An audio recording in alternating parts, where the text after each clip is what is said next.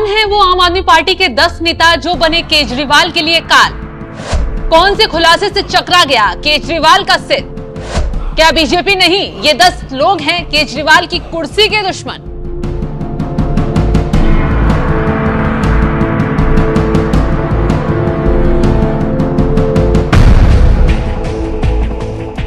नमस्कार, आप देख रहे हैं एनएमएफ न्यूज में आपके साथ शबनम। दिल्ली के मुख्यमंत्री अरविंद केजरीवाल जब से जेल से बाहर आए हैं, चिल्ला चिल्ला कर बीजेपी के पीछे पड़ गए।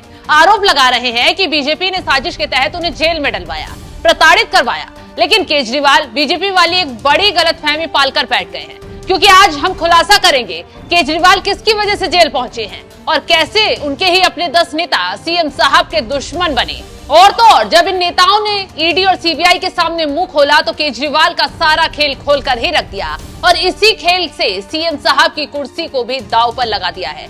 दरअसल शराब घोटाले के खेल का सबसे बड़ा और सबसे पहला किरदार है मनीष सिसोदिया।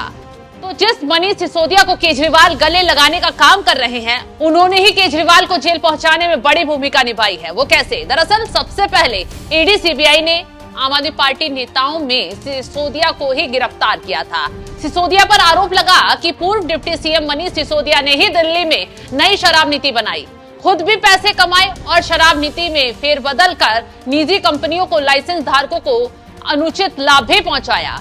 26 फरवरी 2023 को सीबीआई ने और 12 दिन बाद ईडी ने सिसोदिया को शराब घोटाले में गिरफ्तार किया था और पूछताछ के बाद सिसोदिया ने ऐसे ऐसे खुलासे कर दिए थे जो केजरीवाल के लिए जी का जंजाल बन गए। इन्हीं खुलासों के बाद ईडी सीएम साहब के घर तक पहुंच पाई और केजरीवाल आरोप लगाते हैं कि बीजेपी ने साजिश रची, तो सीएम साहब की ये सबसे बड़ी गलतफहमी थी। दूसरा नंबर आता है संजय सिंह का। संजय सिंह को भी जब ईडी ने शराब घोटाले में गिरफ्तार किया तो उन्होंने भी पूछताछ में कई खुलासे किए। तो कहीं ना कहीं केजरीवाल की गिरफ्तारी में संजय सिंह का रोल भी अहम हो जाता है, क्योंकि संजय सिंह पर शराब नीति में साजिशकर्ता होने का आरोप लगा।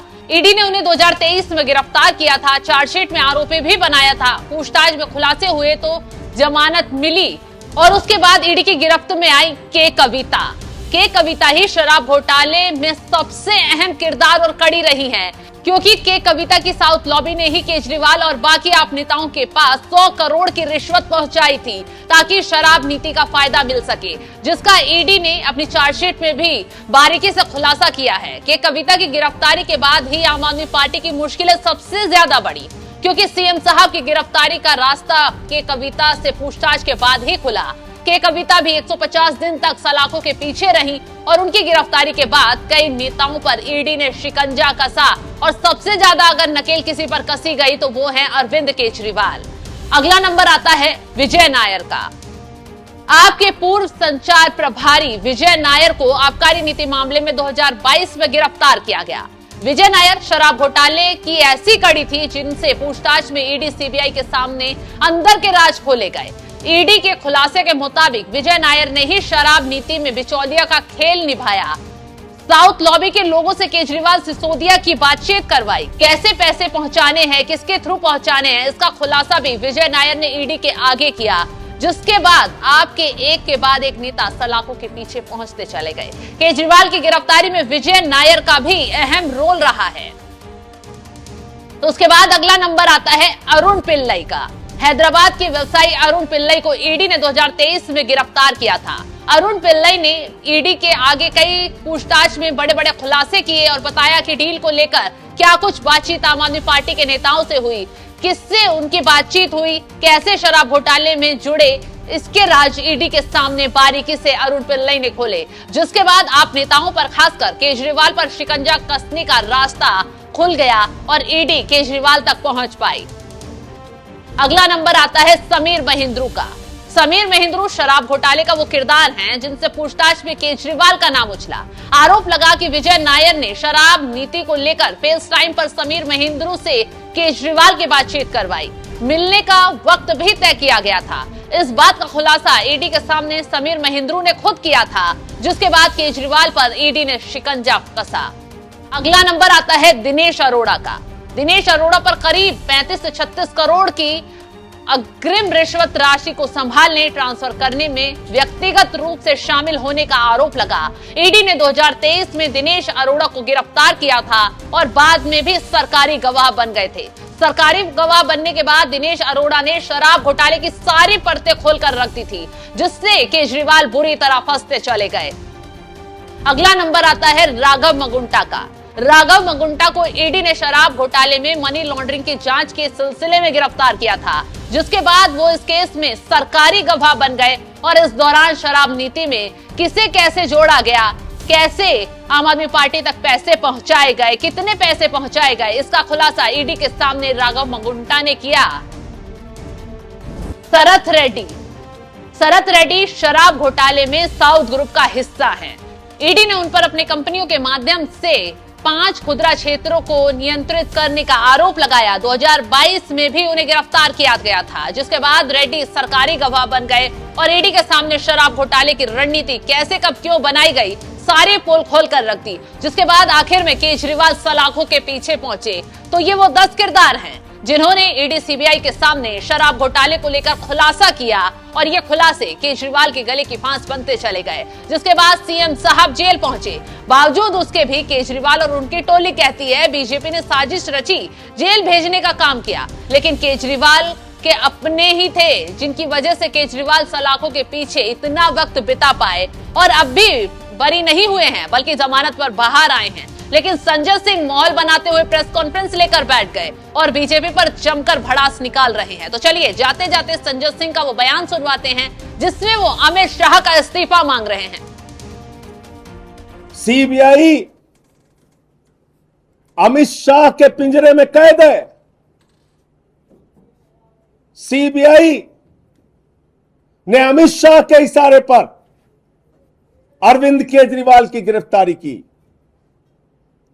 और इसलिए मैं मांग करता हूं, माननीय सर्वोच्च न्यायालय के फैसले के बाद कोई नैतिक अधिकार नहीं है देश के गृह मंत्री को अपने पद पर बने रहने का। देश के गृह मंत्री अमित शाह को तत्काल इस्तीफा देना चाहिए। उनको अपने पद पर बने रहने का कोई अधिकार नहीं है। जिस देश का गृह मंत्री सरकारों को तोड़ने के लिए काम करे, मुख्यमंत्रियों को गिरफ्तार करने के लिए काम करे, पार्टियों को तोड़ने के लिए काम करे, विधायकों की खरीद फरोख्त करने की काम करे, उस देश के गृह मंत्री को 1 मिनट भी अपने पद पर रहने का अधिकार नहीं। अरविंद केजरीवाल की गिरफ्तारी के लिए असली गुनहगार कोई अगर है तो उसका नाम है अमित शाह। अमित शाह गुनहगार है अरविंद केजरीवाल की गिरफ्तारी के लिए और उसको तत्काल अपने पद से इस्तीफा देना चाहिए। उसको कोई हक नहीं है अपने पद पर बने रहने का। आपने तमाशा बना रखा है देश की जांच एजेंसियों का, लोकतांत्रिक व्यवस्था का, संविधान का, कानून का। तो इसलिए सुप्रीम कोर्ट के फैसले से साफ तौर पे साबित हो गया है गृह मंत्री अमित शाह ही अरविंद केजरीवाल की गिरफ्तारी के लिए जिम्मेदार हैं। अमित शाह को अपने पद से इस्तीफा देना चाहिए। सीबीआई उनके अधीन आती है। सीबीआई उनके पिंजरे में कैद तोता है, जिस तोते से उन्होंने केजरीवाल की गिरफ्तारी कराई। मुझे इतनी बात कहनी थी। और भाजपाइयों को कल से मैं देख रहा हूं चीख रहे हैं, चिल्ला रहे हैं, कह रहे हैं अरविंद केजरीवाल पे ये रोक लग गई, वो रोक लग गई। इसीलिए मैं कहता हूं अनपढ़ों की जमात है भाजपा। गुस्से से, नफरत से भरी हुई पार्टी है भाजपा। बेशर्मी और निर्लज्जता की पराकाष्ठा पे जीती है भाजपा। इतना बड़ा फैसला आ गया सुप्रीम कोर्ट का, उसके बावजूद बेशर्मी से भाजपा वाले कैमरे के सामने आके झूठ बोलते हैं। पहले कहते थे क्या किसी को बेल मिली, क्या किसी को बेल मिली, क्या किसी को जमानत मिली, क्या किसी को जमानत मिली। जमानत मिल गई तो कहते हैं अरे जमानत ही तो मिली है, जमानत ही तो मिली है, जमानत ही तो मिली है। दिल्ली के लोग तुम्हारी जमानतें जब्त कराएंगे और सब तब दिल्ली के लोग तुमसे कहेंगे भाजपाइयों कि जमानत ही तो जब्त हुई है, जमानत ही तो जब्त हुई है, तब तुम्हें अकल आएगी। ऐसे अकल नहीं आएगी। बेशर्मी देखिए, कल से झूठ पे झूठ बोलने जा रहे हैं। इसीलिए भाजपा का नाम मैंने बदल के भारतीय जनता पार्टी से बदलकर बेशर्म झूठा पार्टी रख दिया है। बेशर्मी के साथ झूठ बोलने का अगर रिकॉर्ड कोई पार्टी बना सकती है तो उस पार्टी का नाम है बेशर्म झूठा पार्टी बीजेपी। बेशर्म झूठा पार्टी। क्या कह रहे हैं? केजरीवाल तो साइन नहीं कर सकते, केजरीवाल तो मुख्यमंत्री के तौर पे काम नहीं कर सकते। कहां सपना देख लिया? क्यों तुम्हारे मन में लड्डू फूट रहा है? दिल्ली की जनता का काम रोकना चाहते हो? फ्री बिजली, फ्री पानी, फ्री शिक्षा, फ्री इलाज, फरिश्ते स्कीम, माताओं बहनों की बस की यात्रा, यह रोकना चाहते हो? क्यों लड्डू फूट रहा है? ऑर्डर पढ़ा है? दिल्ली के मुख्यमंत्री अरविंद केजरीवाल के पास कोई विभाग नहीं है, पहली बात। दूसरी बात, सारे मंत्री अपना काम करते हैं, अपनी अपनी फाइलों पे खुद से दस्तखत करते हैं। तीसरी बात, अरविंद केजरीवाल उन्हीं फाइलों पे दस्तखत करते हैं जो अप्रूवल के लिए एलजी के पास जाती है, क्योंकि उनके पास कोई विभाग नहीं। और जो फाइलें एलजी के पास जाएंगी उस पर दस्तखत करने से कोई रोक सुप्रीम कोर्ट ने नहीं लगाई है। तो मुख्यमंत्री के तौर पे 100% बेहतरीन तरीके से, जैसे 3 बार चुने हुए मुख्यमंत्री के रूप में अरविंद केजरीवाल ने काम किया, वैसे ही आगे काम करते रहेंगे। दिल्ली के लोगों का भला करते रहेंगे, दिल्ली के लोगों के लिए लड़ते रहेंगे, दिल्ली के लोगों को उनका हक दिलाते रहेंगे। दिल्ली के लोगों का एक भी काम नहीं रुकेगा। न सरकार का काम सुप्रीम कोर्ट ने रोका है, न अरविंद केजरीवाल का काम सुप्रीम कोर्ट ने रोका है। हर उस फाइल पे दस्तखत करने का अधिकार अरविंद केजरीवाल को है, जो जरूरी फाइल है, जो एलजी के पास जाती है। तो इसलिए ये बेशर्म झूठा पार्टी कल से जो आप लोगों के बीच में झूठ फैला रही है, उस झूठ को कृपा करके आप लोग भी दिखाना और चलाना बंद करें।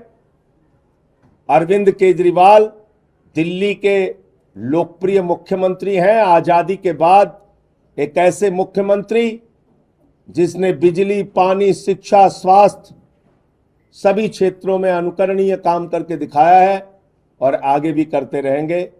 ये बेशर्म झूठा पार्टी को चिंता करने की आवश्यकता नहीं है।